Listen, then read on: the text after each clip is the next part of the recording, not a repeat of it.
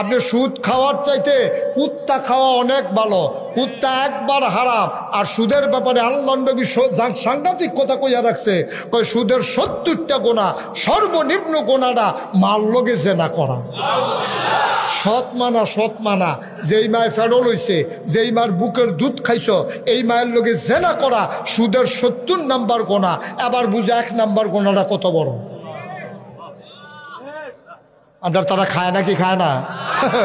জিকির করতে করতে খায়, জিকির করতে করতে খায়। মসজিদে জিকির কফি সাবুজুর আইছে, আর মসজিদের ভিতরে জিকির চলতে আছে, লা ইলাহা ইল্লাল্লাহ, লা ইলাহা ইল্লাল্লাহ। এমন জিকির মসজিদের বেড়ে ফাইটা জিজ্ঞানের কথা। কত আওয়াজকে দিতে পারে হেই জিকির। যে যত বড় আওয়াজ দিতে পারবো, যে যত বড় লাভ দিতে পারবো, টেবিলে সবচেয়ে বড় আশেক।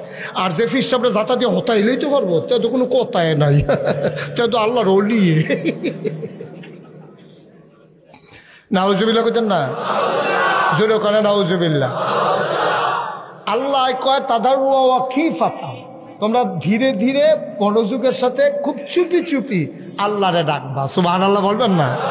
আর আমরা তারা যে যত বড় চিল্লান দিতে পারে, জিকির করতে আয়, খেয়াল করেন জিকির করতে আছে লা ইলাহা, কথা না লা ইলাহা, লাফাইয়া লাফাইয়া জিকির করতে আছে। এবার আর এর ভিতরে দিয়া এবার কাছে ফোন আইছে, ভাই কিস্তির টেহারা লই আইসটা, কি এর টেহা লই আইসটা, তে আবার খায়, তে খায়। এখন তো জিকির করতে আছে, এর ভিতরে ফোন আইসে পরে, তো জরুরি ফোন আইয়ে তো এর লেগে তার মোবাইল সাইলেন্ট করে না, হগলে ঠিক করলো। তো দর্শা পরে জিজ্ঞেসে কারে কারাইরা, কয় কিস্তির টেহারা লই আইসাম। কয় তুই কো? কয় আসি বাজারও। এবার জিকির করতেছে লা ইলাহা ইল্লাল্লাহ, কিস্তির টেহা লইয়া মসজিদের সামনে আইয়ালা, লা ইলাহা ইল্লাল্লাহ, কিস্তির টেহা লইয়া মসজিদের সামনে আইয়ালা। তোমার জিকির কি যে কারবার হইব, তোমার উদাম কইরা ফাতফাত ফাতফাত ফাতফাত কইরা খিসা হইব। ঠিক কিনা কও? আর জিকিরটা সুন্দর কোন সময়, ফাগড়িটা কোন সময় সুন্দর লাগে? যদি পাঞ্জাবি থাকে, পায়জামা থাকে, গেঞ্জি থাকে, টুপি থাকে, এরপরে না ফাগড়িটা সুন্দর। আর নাগাই শরীফ সাহ বুজুরে কইছে ফাগড়ি বান্ধা সুন্দর, তে করে কিতা মাহফিলতে পারুইয়া, যেহেতু সুন্নত কোনোদিন পালন করছি না, তে টান দিয়া লুঙ্গিটা ছিঁড়া মাথার দান জ্বালাইছে। ওইবনি তা? আরে সুন্নতা তো ওইবনি। সালাদ কোন সময় ভাল লাগে? তরকারি দিছে, গরুর গুস্ত, মুরগের গুস্ত সব দিয়া সেটা, এরপরে যখন সালাদ রাখে তখন না ভাল লাগে। হুদা গুস্ত নাই, কিচ্ছু নাই, ভাতের লোকে সালাদ দিয়া রাখলে কি ভাল লাগে? ও এটা কথা বুঝন লাগবো না? এটা তুমি ফাগড়ি বানবা সবার পরে না, তুমি ফাগড়ি বানবা আরো পরে। আগে তোমার ফরজ কই? তোমার ফরজের খবর নাই, তোমার ওয়াজিবের খবর নাই।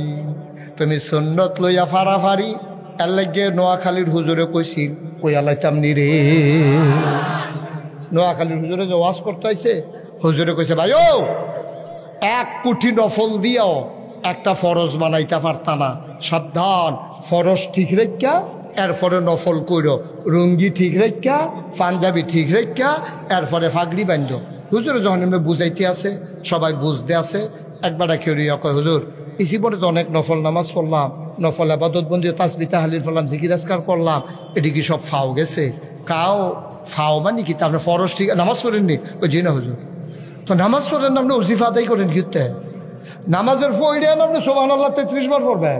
আপনি শুনছে আল্লাহর নবী ফাতেমা রাদিয়াল্লাহু তাআলা আনহাকে বলছে, আম্মা গো তুমি যে একটা কাজের লোক চাইছিলা, আমি তো দিতাম পারলাম না, তোমার একটা ওজিফা দিয়া দেই, সুবহানাল্লাহ 33 বার, আলহামদুলিল্লাহ 33 বার, আল্লাহু আকবার 34 বার। এটা পড়লে তোমার শরীরের ক্লান্তি দূর হয়ে যাবে, কাজের লোক আর লাগবে না, তুমি নিজেই কাজ করতে পারবা। এটা কি নামাজ ছাইরা না দইরা? বুঝাইবো কারা বাংলাদেশ? এটা কারাই বুঝাইতো? আমরা তো শুধু কারবার হয়েছে, এটা নফল লইয়া দৌড়াদৌড়ি, ফরজের খবর নাই। তো হুজুরের লেগে কইছে সারা জীবনের নফল মিলাইলেও ফরজ মাল কারাইতো না। তো একবার দাঁড়াইয়া কয় হুজুর নফল যে করলাম এটি কি ফাও গেল? যা নফল করলাম এটি কি ফাও গেল? কুদ্দুরা বুঝাইয়া কন কত্রি নফল হইলে মোটামুটি একটা ফরজ বানান যাবে, আমরা আরো বাড়াইয়া কয়টা কইটা লয়া। হুজুরকে জীবনে তো এই কথা কেউ জিজ্ঞাসা না। হুজুরে চুপ করে বইয়া রয়েছে। কয় কি টানা জিজ্ঞাসলেন? কয় জিজ্ঞাসলাম হুজুর কয়টা নফল মিলাইলে একটা ফরজ হয়? হুজুরে চুপ করে থেকে কয় যতটা সুপারি গাছ মিলাইলে একটা নারকেল গাছ হয়।